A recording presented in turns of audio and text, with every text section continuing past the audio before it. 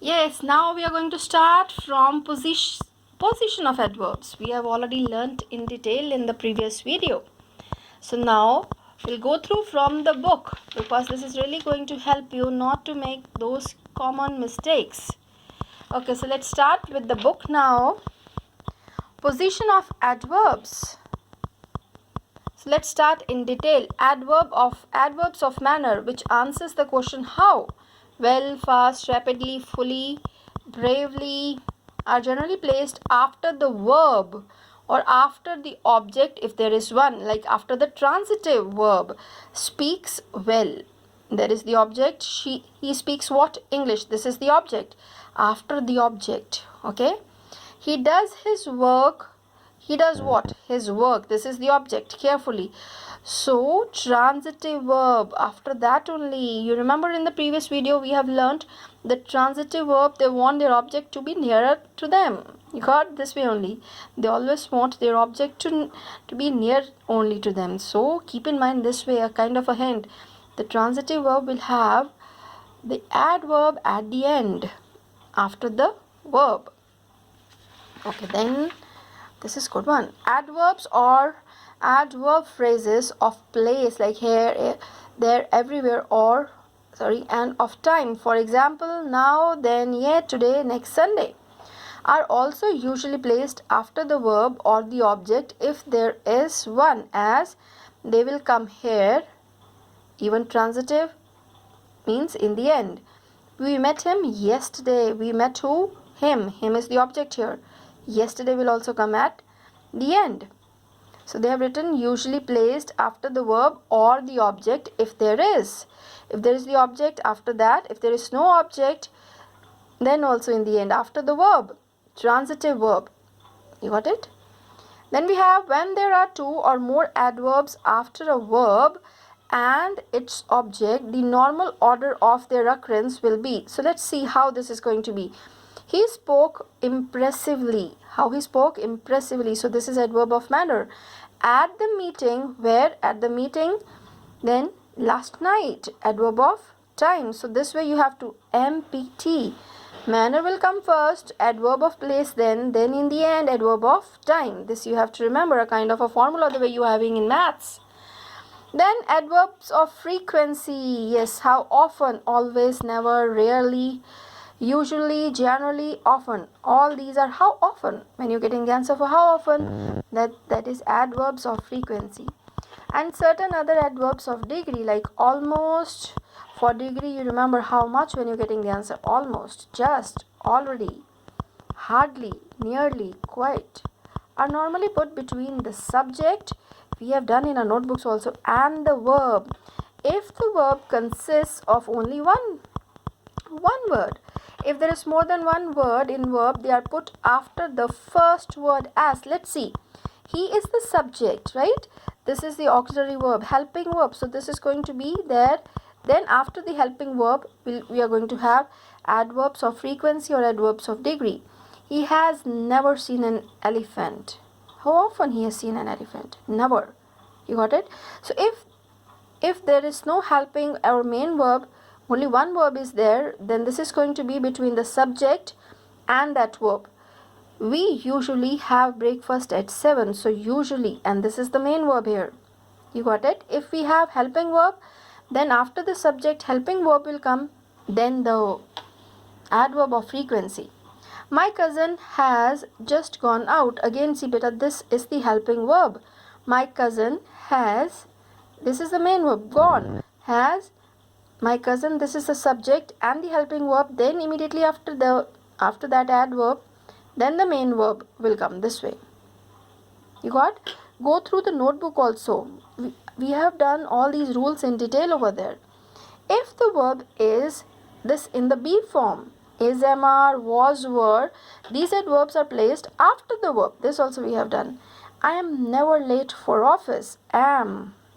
If they are in the be form, this is, am, are, was, were, then this is going to be, the adverb will be there after the helping verb. He is always at home on holidays.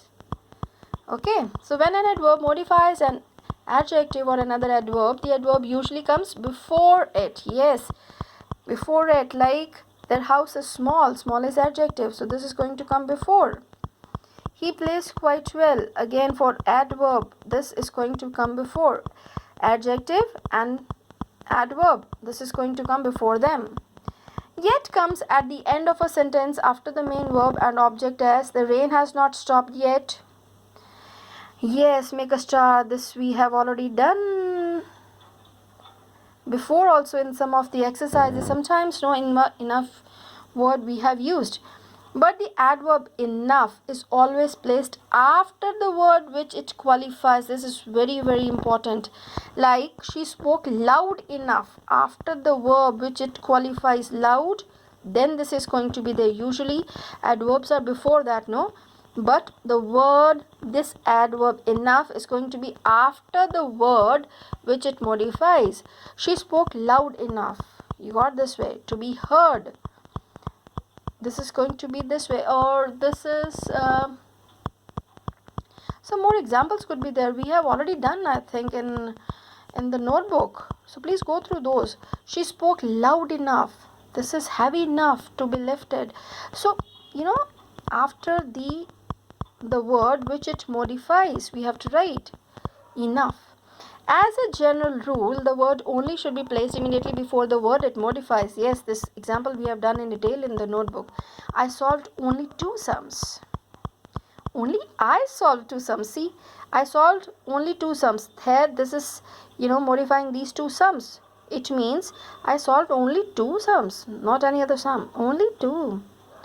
Only I solved 2 sums. Now here it is modified only I.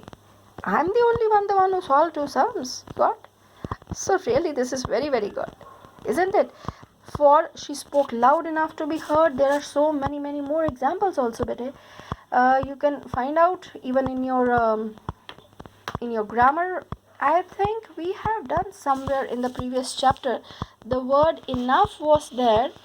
Let me see if I can find out some more words for you. Till then, just go through that so that I can give you some more examples there. Sometimes when you think, things are not coming that very time in your mind. Let me think otherwise. For enough. Yes, I got it. One more. He is strong enough to lift this box. He is strong enough to lift this box. Let's write here so that you understand. For here, this is the first example. So write here somewhere. He is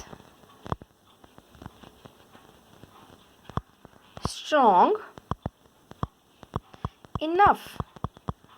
But what I want to tell you, that enough adverb is going to come after the word which it modifies. He is strong enough to lift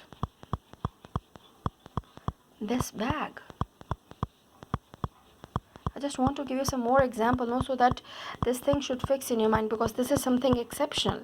Adverb coming after the word which it modifies. So he is strong enough to lift this bag. I hope you got it now. Yes. So next we have comparison of adverbs. Positive, comparative, superlative. Certainly, more certainly by adding the word more. Most certainly, cleverly, more cleverly, most cleverly. Truly, more truly, most truly. Obediently, more obediently, then most obediently. Then we have quickly, more quickly, most quickly.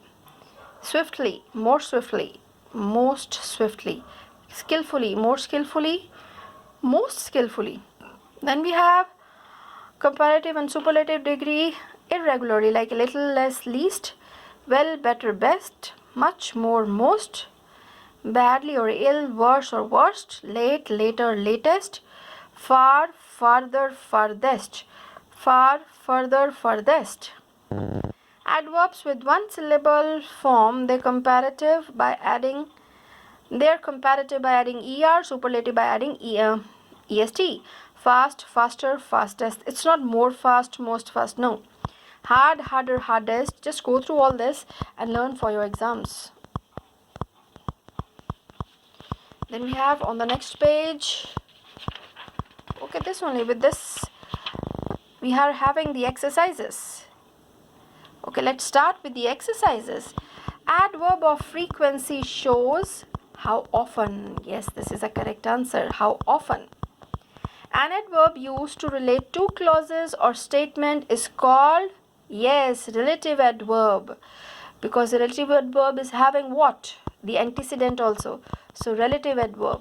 So please underline an adverb used to relate two clauses or statements. So it's called relative adverb. So in this video, till here, in the next video, we are going to take up the next exercises. Thank you. God bless you.